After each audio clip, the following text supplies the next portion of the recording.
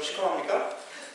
말타에 뜨거운 쉬는 게 아니라 그냥 이렇게 계속 다녀야 되니까 그래서 좋은 시간 보냈습니다. 그리고 사도 바울 선생님의 발자취를 이렇게 한번 그분이 거기에 이제 한 3개월 정도 계시면서 이제 예수님을 전하시고 거기에 이제 정말 그 도시가 98%가 크리스찬이 되는 그런 이제 아름다운 성이 되었습니다.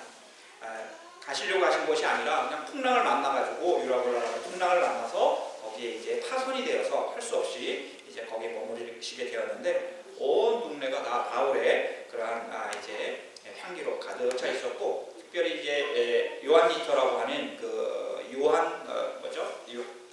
요한 기사단들이 십자군 전쟁 갔다가 이제 쫓겨서 이제 그 섬까지 와서 이제 지금도 이제 요한 리터라고 하는 사람들 도와주는 그 단체가 요한 리터 자동차 있죠. 그리고 또 이제 거기에 있는 기사단들이 이제 그 말타 섬에 머물렀다고 해서 또 이제 말타 사람들이라서 말테저라고 하는 또 다른 그룹들이 있죠. 그래서 카톨릭에서는 제가 좀 헷갈리지만 카톨릭에서는 요한 리터, 개신교에서는 말테저 반대일 수도 있고요. 아무튼 그렇게 해서 지금 어려운 사람들을 돕는 그런 이제 일을 하고 있습니다.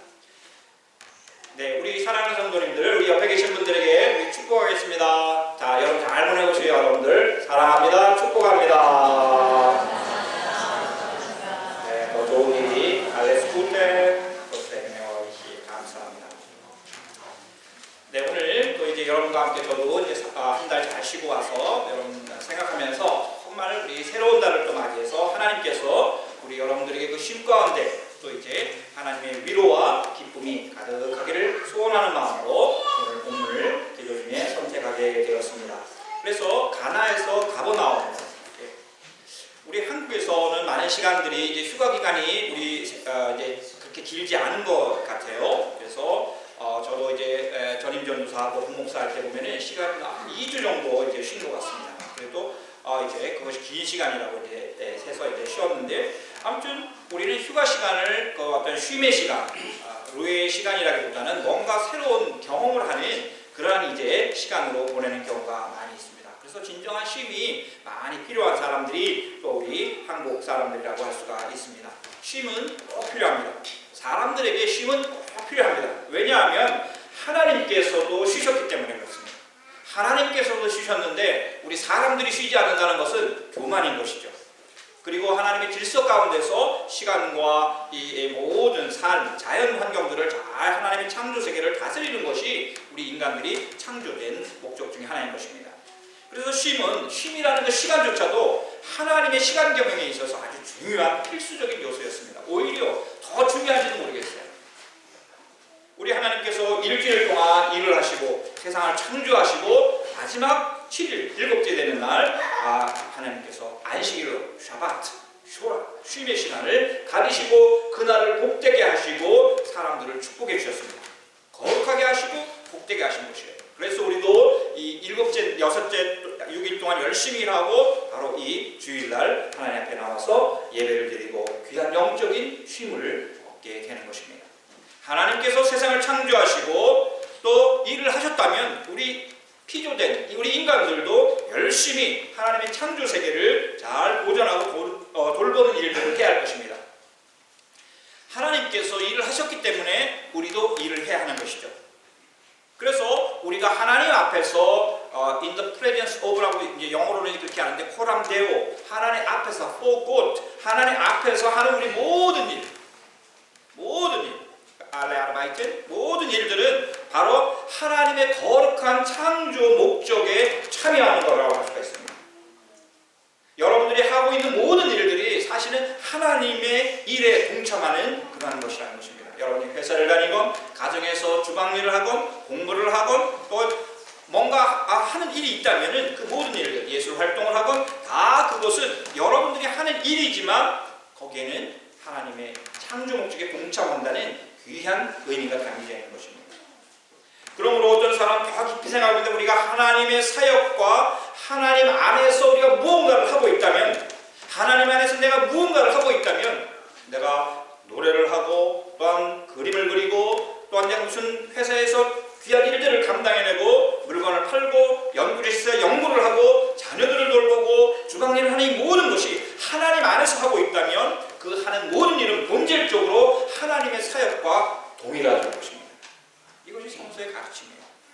하나님의 일, 주일날은 하나님의 일이 하는 것이고 교회 일은 하나님의 일이고 내가 집에서 하는 건 세상 일이다. 절대 그렇지 않습니다. 그리고 아주 중요한 것은 그 하나님의 일, 하나님의 일에 동참하게 하는 중요한 그 크리테리움, 하나의 분별력이 있는데 그것은 목적이 있다는 것입니다.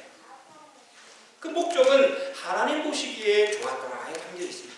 하나님의 창조 세계를 다 창조하시고 너무너무 좋았다고 사람들에게 그 말을 하셨죠. 사람들에게는 힘이 좋았다라고 했고 다른 거에는 이제 좋았다라는 말씀이고 둘째 날에는 하늘을 창조하시고는 궁창을 창조하시고는 그 단어가 그 문장이 빠져 있는데 지금도 좀 퀘스천이죠.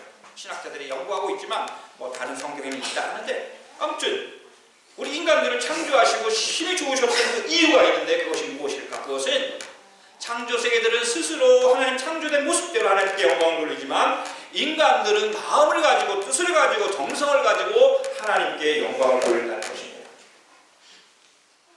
굉장히 감사한 일이기도 하고 어쩔 땐 위험한 일이기도 합니다. 하나님의 영광을 어쩔 때는 인간들은 뺏어가려고도 하고 자기가 차지하려고 하는 경우가 있다는 것이 바로 거기에 담겨져 있는 거예요. 하나님께서는 창조의 목적을 가지시고 또 우리들의 인간들에게도 존재 목적을 주셨는데 그것은 바로 하나님께 영광을 돌리는 것, 하나님 보시기에 힘이 좋은 모습으로 살아가는 것이라는 것입니다. 여러분들 어떤 일을 성취하고 나서 어떤 목적을 이루고 나서 여러분들 행복합니까? 행복하지 않습니까? 굉장히 행복하죠. 그런데 어떤 일을 성취하기 위해서 어떤 목적을 위해서 우리가 자녀를 잘 기르기 위해서 또 우리가 어떤 뭔가 회사 일을 잘하기 위해서 어떤 프로젝트를 세우고 또한 어떤 법률적인 일이 있으면 그것을 재판을 해서 승리하기를 원하고 그런데 그 목적을 이루고 나면은 정말 그 과정이 힘들고 괴롭고 잠도 안 오고 뭐 정말 스트레스가 굉장하지만 다 이루고 나면은 씻은 듯이 그것이 사라지고 행복한 것입니다. 그래서 우리들은 열심히 일을 하죠. 사람들은 목적을 이루고 성취하는 사람은 바로 그 후회 없는 삶을 살아가는 사람 혹은 산 사람이라고 우리가 할 수가 있는 것입니다. 우리 예수님께서는 개인적인 이제 사적인 삶에서 하나님의 나라를 위한 공적인 삶으로 그 터닝 포인트하는 그 지점에 이제 있게 되는데 바로 그 사역 첫 번째 그 터닝 포인트는 그 사건이 바로 오늘의 본문입니다. 오늘 본문을 우리가 소위 가나의 혼인잔치라고 하는데 이 본문은 요한은 다른 마태, 마가, 누가와는 좀 다르게 이제 좀 다른 관점에서 요한복음을 기록하고 있습니다. 그래서 우리가 독수리 복음이라고 하는데 독수리는 하늘 멀리 위에서 날아서 이렇게 쫙 세상을 조망하듯이 그런 식으로 아주 예수님의 신성에 대해서 이제 많이 묘사하고 있습니다. 아무튼 우리 예수님께서 당신의 첫 번째 사역을 열어가실 때의 그 사건을 어떤 광야에서의 금식이나 이런 것이 아니라 가나의 혼인잔치라고 하는 독특한 하나의 사건 속에서 우리 예수님의 공적인 사역, 퍼블릭 이제 그 사역을 이제 시작하는 것을 보게 됩니다. 가나라는 곳은 여러분 아주 작은 마을이었습니다. 예수님께서 자라신 그 나사렛, 이제 예루살렘에서 100km 북쪽으로 가면 나사렛이 있는데 바로 붙어 있는 옆 마을이었습니다. 우리 뉘른베르크나 에어랑의 휘어트가 붙어 있는 같은 지역에 있는 마을처럼 이렇게 붙어 있었습니다. 그리고 한 인구도 한 1000여 명에서 한 1500명 정도밖에 살지 않는 아주 작은 그런 마을이었다는 것입니다. 예수님께서 자라신 곳은 예루살렘 아래에 있는 베들레헴이었지만 예수님께서 태어나신 곳은 베들레헴이었지만 예수님께서 자라신 곳은 바로 나사렛이었죠. 나사렛 역시 가나처럼 큰 마을이 아니었습니다. 바로 오늘 본문의 앞장에 나오는 나다나엘이라고 하는 사람이 그 나사렛에 대해서 평가를 하고 있어요. 46절 보면은 나다나엘이 그에게 말하기를 빌립에게 말하기를 나사렛에서 무슨 선한 것이 나올 수 있겠습니까? 와보라고 정말 훌륭하신 분이 계신데 그분이 바로 천국 복음을 지금 전하고 있다고 빌립이 나다나엘에게 전도를 하는데 우리 예수님이 나사렛 출신이라고 하니까 예루살렘도 아니고 무슨 그런 곳에서 선한 것이 나오셔서 선한 사람 아주 위대한 사람이 나올 수 있습니까? 라고 이제 그 나사렛에 대해서 약간 무시하는 듯한 이런 지역감정적인 발언을 나다나엘이 하게 됩니다. 그러면 나다나엘이나 가나는 나사렛이나 가나는 다시 실제로 다른 도시들에게 보기에 아주 보잘것없는 그런 곳이었습니다. 주변에 있는 어떤 항구 도시도 아니고 예루살렘처럼 어떤 유서 깊은 종교 도시도 아니고 갈릴리 호수 옆에 있는 마을이었죠. 여러분들, 그런데 이 두 마을이 지금 굉장히 유명한 마을이 되었죠. 바로 2000년이 지난 저희들도 설교를 할 정도로. 왜 그랬습니까? 그 마을이 가나냐 나사렛이냐가 중요한 것이 아니라 바로 예수님께서 첫 번째 이적을 행하신 마을이 가나였고, 또 우리 예수님께서 잘하신 마을이 나사렛이었기 때문에 바로 의미 있는 장소가 되었다는 것입니다. 우리 인생도 그런 것 같아요. 내가 누구이고 내 출신이 어떻고 내가 무엇을 하는가, 그것에 대해서 우리는 규정지어지지만 사실은 그것은 객관적으로 사람들에 의해서 평가하는 것이고, 내 존재의 아름다운 가치, 하나님 보시기에 정말 쟤는 내가 사랑하는 존귀한 존재라고 다 사랑하시지만 그렇게 여기는 사람 누구이겠습니까? 그 사람은 바로 그 안에 예수 그리스도의 그 사랑이 머무는 그런 사람인 줄 믿습니다. 예수 그리스도의 그 십자가의 그 보혈의 그 흔적이 있는 사람, 그 사람을 하나님께 사랑하시고 그 사람은 정말 의미 있는 그런 사람이라고 할 수가 있는 것입니다.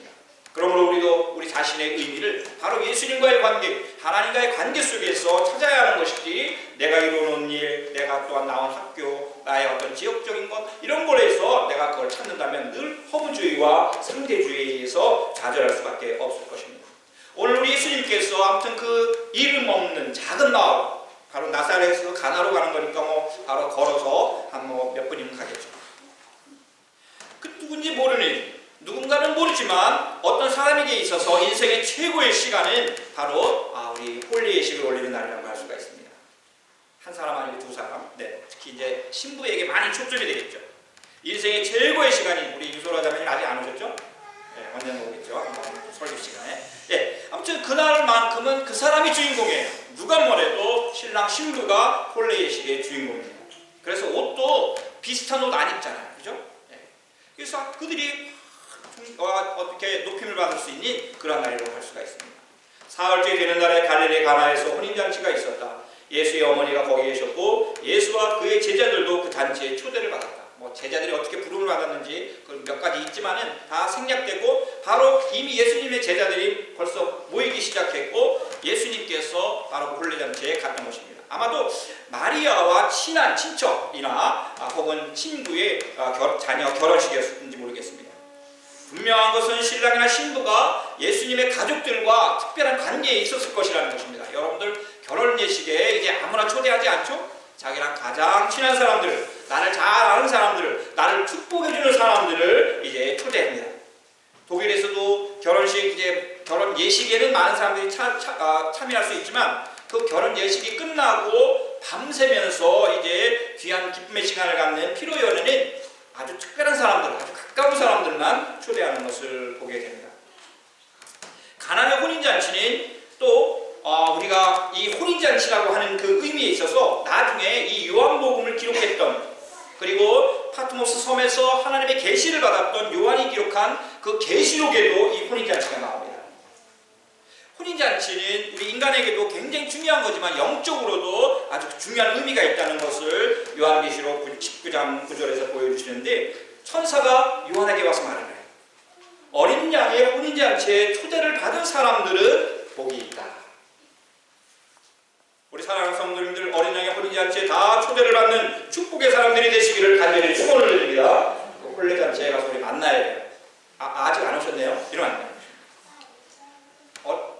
저는 이제 독일에서 딱 두 번 이 홀례식 밤새서 이제 하는 그 피로연에 딱 두 번, 우리 여순인 권사님 딸인 시몬의 결혼할 때 하고 에얼랑엔에서, 그리고 또 한 번은 또 이제 우리 저희 선배님 결혼하실 때 저 아래쪽에서 아주 무시무시한 동네에서 이제 수도원을 못 쳐가지고 이제 이렇게 조그만 이제 호텔을 만들어 놓은 그곳에서 이렇게 두 번 아주 인상 깊은 그 초대를 받았습니다. 그때는 정말 시간 가는 줄 모르고 체력이 있어야지 그 즐거움을 지낼 수 있어요.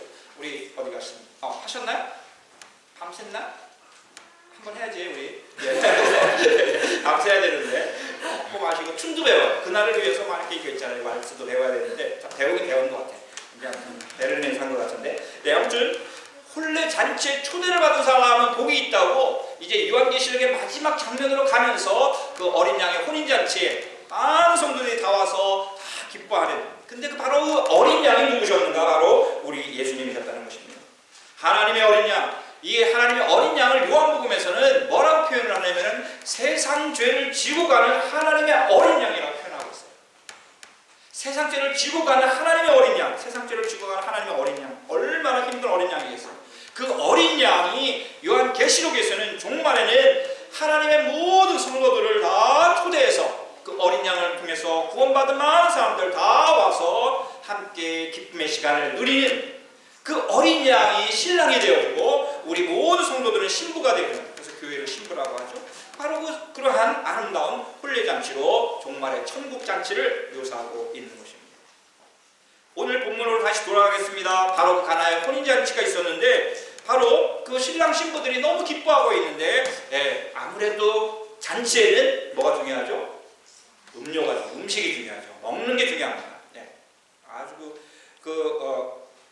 특히 이제 이 중동 지역에는 물이 귀하기 때문에 그냥 물을 못 마시니까 아마 우리 독일에서는 맥주를 마시지만 여기서는 포도주를 많이 마셨던 것 같습니다. 그런데 포도주가 떨어지니 예수의 어머니가 예수께 말하기를 포도주가 떨어졌다. 여러분들 가장 기쁨이 되어야 될 상징적인, 결혼의 상징적인 그 잔치를 잔치답게 만들어줄 수 있는 필수적인 음료였던 그 포도주가 다 떨어진 거예요. 아마 손님들이 많이 왔던지 간에 그 예상했던 분들보다 이제 더 많은 사람들이 왔던지 간에 포도주를 조금 준비했던지 간에 아니면 한 사람이 집중적으로 누군가처럼 계속 마셨던지 간에 아무튼 포도주가 다 떨어졌어요. 어떻게 하겠습니까? 포도주가 떨어졌으니 잔치의 기쁨도 사라질 수밖에 없었을 것이라. 사람들은 이제 음료를 마시기로 하는데 그 음료가 없다고 하면은 속으로 말은 안 하지만 이제 속으로 이렇게 실망스럽다 이렇게 할 수 있습니다. 사랑하는 성도 여러분들, 이런 사건들이 우리 인생에 있어서 종종 일어날 수 있는 것이죠.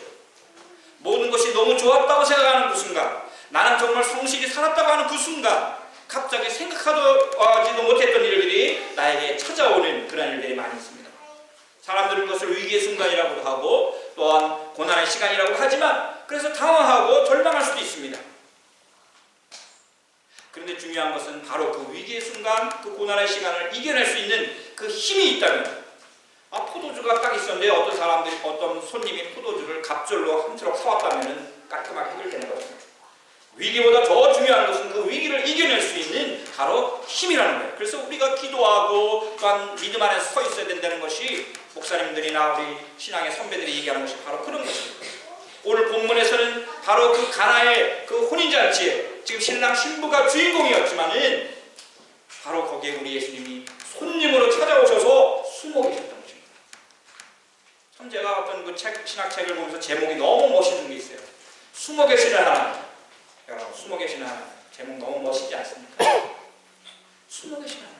하나님은 우리를 드러나고 하나님은 영광 받으시고 항상 하나님은 우리를 억압하시는 마치 독재자와 같은 가부장적인 그 하나님은 우리의 모든 삶의 중심이 되어야 된다고 우리가 생각하는데, 그런데 정말 우리 정작 우리 하나님은 숨어 계시는 하나님이에요. 내 삶의 그 자리에 숨어 계시는. 오늘 잔치의 주인공은 우리 예수님 아니셨지만 가스트 게버도 아니었습니다. 그 잔치를 피로연을 주관하는 그 사람도 아니었어요. 오늘 본문에는 그 사람을 뭐라고 나옵니까? 오늘 보면은 그 사람은 잔치를 맡으니라고 얘기하는데 잔치를 주관하는 그런 사람도 아니었어요. 그 사람은 아버지일 수도 있고 또한 이제 삼촌일 수도 있겠죠. 우리 예수님은 단지 그 잔치를 참여해서 즐거워하고 축하해주는 거기까지만 하시는 가스트, 손님이었던 것이죠. 그분은 손님이에요. 손님들은 그냥 아무 생각 없어요. 주는 음식 먹고 기뻐하고 또 이제 대화 나누고 즐거워할 뿐입니다. 즐기는 것이 손님입니다. 손님은 잔치를 축하하러 오신 우리 예수님, 손님으로 오신 그분은 잔치를 축하하러 오신 분이지 그 잔치를 주관하러 오신 그런 분이 아니었던 것이죠. 이때 이제 우리 예수님께서 예수님께서 어머니에게 마리아가 우리 예수님께 이제 말씀하는 것이죠. 포도주가 떨어졌다. 그냥 우리 예수님 한 말씀 아마 말을 엄마니까 아들에게 이제 어렵게 됐다고 이제 우리 예수님께 말씀을 건네셨을 거예요, 그렇죠? 포도주가 떨어졌네. 근데 우리 예수님께서 어머니에게 여자예요. 약간 이상하죠? 건방지죠? 엄마 이래야 되는데 여자예요. 뭐 어떤 사람이 이거를 이제 마드모아젤 이렇게 하죠. 엄마를 존경해서 프라우 이랬는데 프라우 요셉인지 아무튼 그렇게 했을지 모르겠지만 그건 아니죠. 객관화시키는 것입니다. 상관이 있습니까? 아직도 나의 때, 나의 카이로스는 오지 않았습니다. 이렇게 예수님 아주 차갑고 냉정하게 말씀하셔요. 예수님 말씀 옳죠. 예수님은 이 잔치를 즐기러 오셨지 포도주가 떨어졌던 마음껏 그것이 나와 무슨 상관입니까? 나는 내 포도주가 마시면 되는데. 결혼식에서 포도주가 떨어진 것 없이 예수님과 아무 상관없는 일이었고 대접받아야 손님이었지만 우리 예수님의 대답은 너무너무 냉정하였던 것입니다. 그것이 나에게 무슨 상관이 있습니까? 웬만한 사람은 큰일 났네 어머니, 제가 뭐 할 거 없을까요? 이렇게 얘기했을 텐데 우리 예수님의 그 차가운 질문 속에는 바로 우리들의 모습이 드러나는 것을 보게 되는 것입니다. 여러분들 그렇지 않습니까? 우리들이 힘들고 어려운 일이 있을 때 혹은 다른 사람들이 어려운 일을 당하고 있을 때 이런 질문들을 우리 하나님께 드릴 때가 있는 것이죠. 나에게 생각지도 않았던 고난과 위기가 나왔을 때 하나님, 내가 나한테 왜 이런 일이 일어납니까? 나는 하나님께 기도하고 하나님 섬기기를 다 했는데 하나님 정말 사랑했는데 왜 나에게 이런 일들이 일어납니까? 아무 잘못도 없는 나에게 왜 이런 힘든 일이 생깁니까? 무슨 죄 때문에 나에게 이런 고난이 왔습니까? 그리고 다른 사람들이 어려운 일을 당할 때 오히려 그 사람들에게 긍휼의 마음을 갖기보다는 부정적인 마음을 가지고 내가 그 사람을 왜 도와줘야 됩니까? 저 사람 자기가 잘못한 일이 있겠죠. 그러면서 말로는 하지 않지만 나와 무슨 상관이 있냐고 하면서 아주 무관심한 객관화시키는 그런 행위들을 마음을 가질 때가 많이 있는 것입니다. 그것이 우리 인생의 사람들의 모습이죠. 우리 예수님께서는 인정하게 말씀하셨지만 예수님 아직 나의 때가 오지 않았다고 말씀하셨지만 바로 그 자리가 예수님의 때였던 것이에요. 예수님의 사역을 시작해서 첫 번째 때였던 것입니다. 고난의 자리에서 행복해야 할 자리가 고통의 자리가 될 때에 무관심하신 것 같지만 내가 내 삶의 주인 것 같지만 그 자리에 숨어 계시는 예수님, 그 분이 바로 오늘 본문에서 또한 우리는 발견되는 것입니다. 말씀은 이렇게 하고 계시지만 그 고난의 자리에 숨어 계시는 우리 예수님, 이런 말씀을 하고 계시지만 예수님은 바로 위기에 처한 그 잔치 자리에 지금 머물고 계셨던 것입니다. 그 예수님을 볼 수 있는 사람, 복 있는 사람인 줄 믿습니다. 위기의 시간에 숨어 계시는 예수님을 발견할 수 있는 사람, 예수님을 찾을 수 있는 사람, 예수님께 하나님께 나아가서 기도할 수 있는 사람은 복 있는 사람인 줄 믿습니다. 이것이 우리의 특권이고 축복이에요. 근데 거기 있는 사람 중에는 누가 그걸 봤죠? 제자들 아직도 얼빵합니다. 아무도 없는 거예요. 예수님의 어머니 마리아가 우리 예수님이 누구신지를 알았어요. 그 잔치자리에 숨어 계시는 우리 예수님, 숨어 계시는 그 하나님을 바로 마리아는 알았던 것입니다. 여러분, 마리아는 누구입니까? 어머니시고 15살에 이제 처녀로서 아기를 성령으로 잉태한 정말 놀라운 겸손과 순종의 여인이었습니다. 이제 그렇게 한 10여 년이 한 15년 정도 흘렀겠고 지금 이제 예수님 사역 시작하실 때가 30살이었습니다. 하여튼 마리아는 지금도 카톨릭에서 최고의 중보자라고 생각을 합니다. 카톨릭에서 최고의 중보자는 우리 예수님이신데 카톨릭에서는 예수님과 우리 사이의 중보자를 이제 마리아라고 생각해요. 이번에 말타에 갔더니 버스에 그 마테르 데이라고 써 있더라고요. 라틴어로 어떤 동네 이름이 마테르 데이예요. 그래가지고 이제 저 무슨 뜻일까 했지만 여러분들 마테르 데이는 고테스 무토라는 뜻이잖아요, 그죠? 하나님의 어머니. 그러니까 하나님의 어머니라는 것도 우리랑 당황스럽지만 바로 예수님이 하나님이시니까 우리 마리아는 하나님의 어머니다. 그래서 이제 이렇게 성모라고 부르죠. 아무튼 마리아가 중요한 것은 무엇보다도 중요한 것은 어떤 성인들보다도 마리아가 가톨릭 교회에서 중요시 여기는 건 뭐냐면은 예수님과 사람들 사이에 축복의 다리가 되어주었다는 거예요. 다른 거 없습니다. 여러분들 가장 우리가 누구한테 부탁할 때 우리가 그 사람에게 부탁을 할 때 누구에게 부탁을 하죠? 그 사람에게 직접 찾아가기보다는 그 옆에 계신 부인이나 관계 있는 사람들을 찾아가서 누구에게 부탁해달라고 이렇게 얘기할 때가 많죠. 다리가 되어주는 사람, 하나님과 다리가 되어주는 사람, 예수님과 다리가 되어주는 사람, 또 그것이 될 수 있도록 준비된 사람이 중요한데 바로 이 가나의 혼인잔치의 그 위기 상황 속에서 마리아는 바로 예수님, 그분이 누군가를 알았고 또 그분을 통해서 이 위기가 아름다운 잔치가 잔치로 격되는 수 있다는 것을 알았습니다. 우리가 살아가면서 인생을 만나가면서 많은 사람을 만나는데 좋은 사람을 많이 만나는 사람이 복이 있는 사람입니다. 좋은 사람은 기쁨의 관계를 만들어가는 거죠. 많은 사람들에게 기쁨의 관계, 서로 또한 좋은 관계, 유익한 관계를 만들어가는 거죠. 그래서 사람과 사람 사이에 좋은 연결고리가 되어가는 사람, 그런 사람은 복이 있습니다. 저 사람과 이 사람을 잘 연결해주는 그런 축복의, 그 사람은 축복에 있는 사람이죠. 좋은 사람을 만나는 사람도 복이 있고 또한 내 자신이 좋은 사람이 되어갈 수 있다면 그 사람은 가장 복된 사람이라고 할 수 있습니다. 그런데 사람과 사람을 연결해주는 그러한 것도 중요하지만 가장 복 있는 사람은 하나님과 사람 사이에 다리가 되어주는 사람이 되어 있습니다. 우리 성도님들 다 그런 마음이 있는 것 같아요. 어떤 사람과 좋은 관계를 가지면서도 늘 그 마음 가운데 마치 영적인 빚을 것처럼 저 사람이 예수를 믿어야 되는데 하나님을 알아야 되는데 하나님을 나처럼 경험해야 되는데 라는 간절한 마음이 있는 것 같아요. 그 사람 그 자체로 그 사람은 복 있는 사람이에요. 왜? 확실한 하나님의 사람, 좋은 사람이기 때문에. 우리 예수님께서도 하나님과 우리 사이에 다리가 되어주시기 위해서 브리케가 되어주시기 위해서 오신 분이 바로 우리 예수님이신 것입니다. 그러므로 우리가 예수님을 닮는다고 하는 것은 고난에 처해 있는 사람, 위기에 처해 있는 사람, 영적인 영원한 죽음 가운데 처해 있는 사람을 하나님께로, 예수님께로 다가갈 수 있도록 다리가 되어주는 사람이라는 것입니다. 마리아는 그것을 알았어요. 그래서 일꾼들에게 이르기를 무엇이든지 그가 시키는 대로 하여라. 무엇이든지 그가 시키는 대로 하여라. 이렇게 얘기를 했습니다. 여기서 마리아의 믿음의 모습을 보게 되고 바로 영적인 비밀을 우리가 알게 되는데 하나님의 말씀에, 예수님의 말씀에 순종하여 사는 사람, 그 사람은 문제를 해결할 수 있는 축복의 사람이라는 것입니다. 그 말씀대로 해요. 그가 무엇이든지 시키는 대로. 여러분들 그 말씀대로 하기 위해서, 행하기 위해서는 어떻게 해야 됩니까? 먼저 말씀하시는 그분을 만나야 되죠. 그분과 눈을 부딪혀야 되죠. 우리 예수님 조용히 만나는 시간이 있어야 할 것입니다. 이것이 이제 큐티고 아침에 우리가 묵상하는 것이고 우리가 로중을 묵상하는 것이고 하나님의 말씀을 짧지만 나아가는 거예요. 거기서 하나님과의 어떤 콘탁트 포인트에서 불꽃이 일어나는 것입니다. 먼저 주님을 만나면 주님께서 그 다음에 어떻게 하시죠? 말씀하시기 시작하는 거예요. 여러분들이 주님 앞에 나아갈 때, 기도할 때 침묵으로 주님의 말씀을 기다릴 때 우리 주님 반드시 음성으로 성경으로 또한 하나님의 말씀으로 삶의 어떤 환경 속에서 여러분들에게 말씀을 건네오시는 분이에요. 말씀 건네오시는 하나님. Meeting and hearing.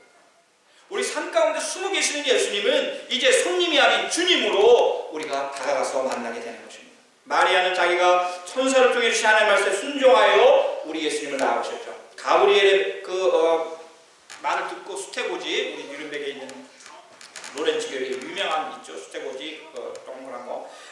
바로 그 말씀을 듣고 순종해서 우리 예수님이 태어나신 거예요. 말씀에 순종하는 사람을 통해서 하나님은 일하기 시작하고 하나님은 놀라운 보시기 좋았던 일들이, 축복들이, 목적들이 이루어가는 것입니다. 이제 유대인들은 여기 이제 우리 유대 정결 예법이 있죠. 레위기에도 나오고 어떤 6개의 항아리 속에 뭐냐면 이 6개의 항아리는 사실은 먹는 물을 담아놓는 게 아니었습니다. 그들은 하도 이 사막 같은 이 길을 다녔기 때문에 먼지가 발에 많이 묻어요. 그렇기 때문에 들어올 때 발을 씻고 그 집에 들어가게 돼 있어요. 그래서 이제 물 항아리 6개를 넉넉하게 넣고 물 두세 동이들이 항아리였다. 아주 큰 항아리였겠죠. 근데 우리 예수님께서 이제 어머니께 나와 무슨 상관이냐 했던 우리 예수님이 오늘 그 일꾼들이 와서 예수님 앞에서 왔다 갔다 했겠죠. 그죠? 저분이 무슨 말씀 하시나. 그러니까 예수님 저것들이 와가지고 밥 먹는데 이렇게 하는 게 아니라 뭔가 얘기를 하셔야 되니까 그러면은 얘들아 저 항아리에 물 채워. 딱 한마디 하셨어요. 포도주가 어디 숨겨져 있다 이렇게 하신 게 아니라 이 항아리에 사실은 깨끗한 물이지만 마실 물이 아닌 그 항아리에 물을 채워라. 여러분들 일꾼들은 뭐가 있죠? 일하는 사람들은 제가 이 말을 쓰면 안 되는데 일본식으로는 곤조고 우리 한국말로는 고집이에요. 일하는 사람들은 자기의 고집이 있습니다. 전공장이에요.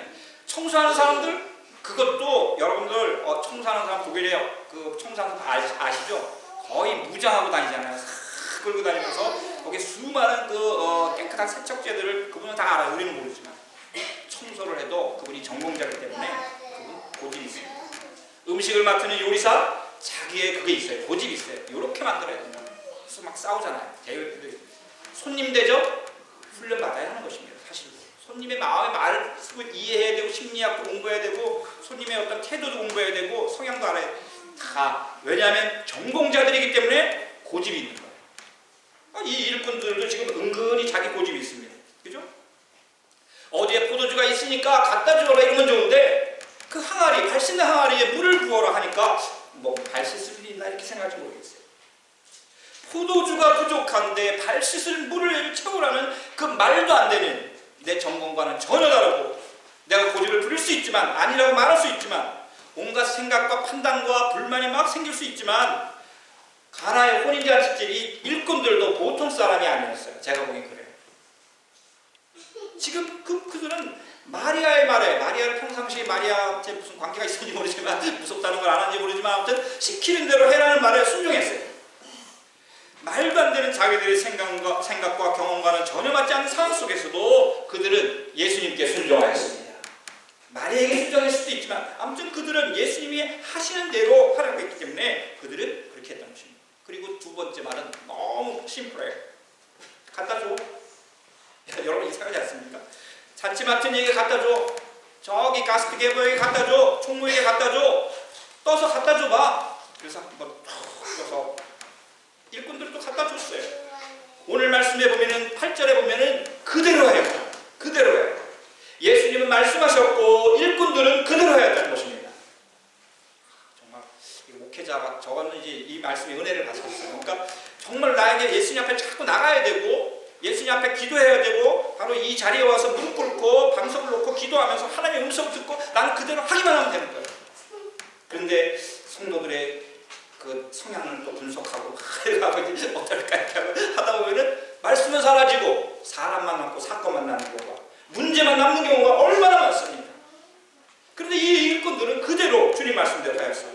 근데 저니까 이 일꾼들도 주님의 사람들이었다고 저는 이렇게 생각하는 것이에요. 왜? 그들은 주님의 말씀을 진정으로 순종하고 그대로 한 사람들은 바로 이들이었기 때문에 이 일꾼들의 순종은 바로 그 위기에 떨어진 잔치를 기쁨의 잔치로 만들어 주었던 것입니다.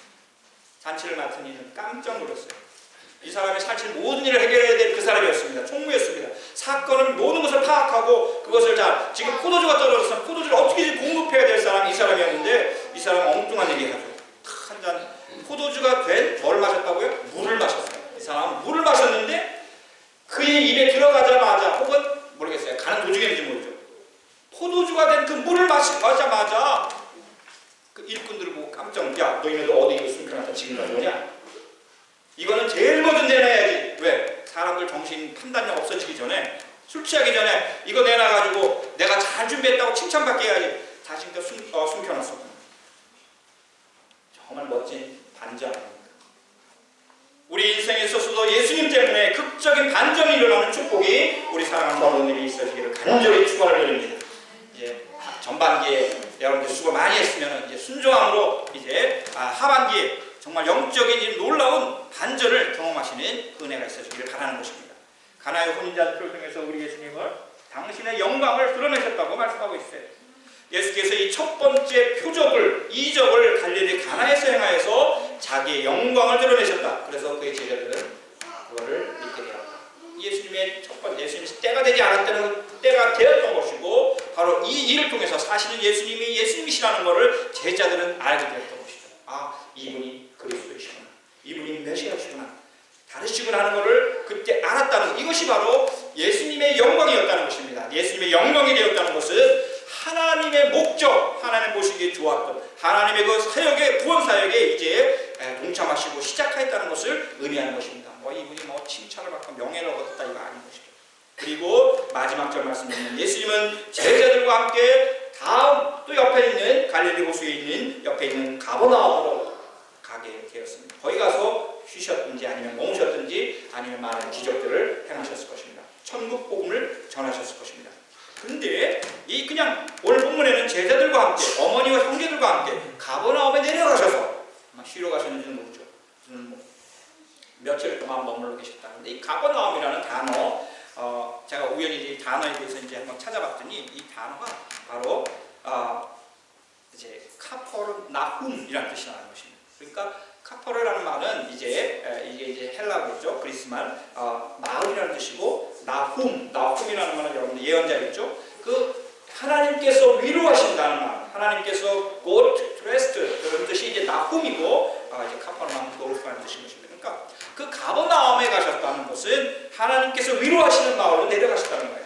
제가 이걸 알레고리컬하게 그렇게 해석하면 안 되지만 알레고리컬하게 해석한다면은 위기의 시간을 이기고 기쁨의 시간으로 기쁨의 잔치로 변화시킨 예수님께서 이제 또한 새로운 위로의 자리로 한 마을을 위로하시기 위해서 축복하시기 위해서 떠나신다는 그런 이제 뜻으로 받아들였습니다. 가나의 위기를 기쁨으로 변화시킨 예수님께서 위로의 마을로 가셨듯이 우리 사랑하는 성도님들에게도 위로의 주님이 함께 하시기를 간절히 축원을 드립니다.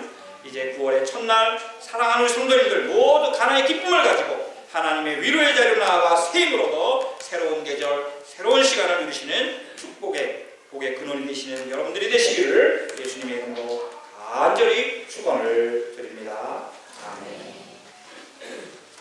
자비하시고 존귀하신 아버지 하나님, 가나의 공의잔치에 숨어 계시면서 그 자리를 하나님의 기쁨의 자리로 만드셨던 것처럼 저희들의 삶에 찾아오셔서 저희들 가운데 저희들은 어리석어 숨어 계시는 주님 발견하지 못하지만 저희들이 영안이 열려 우리 주님 보게 하시고 말씀에 순종하여 그 위기를 하나님 기쁨의 자리로 다시 잔치의 자리로 변화시키는 우리의 삶이 되게 하여 주시옵소서.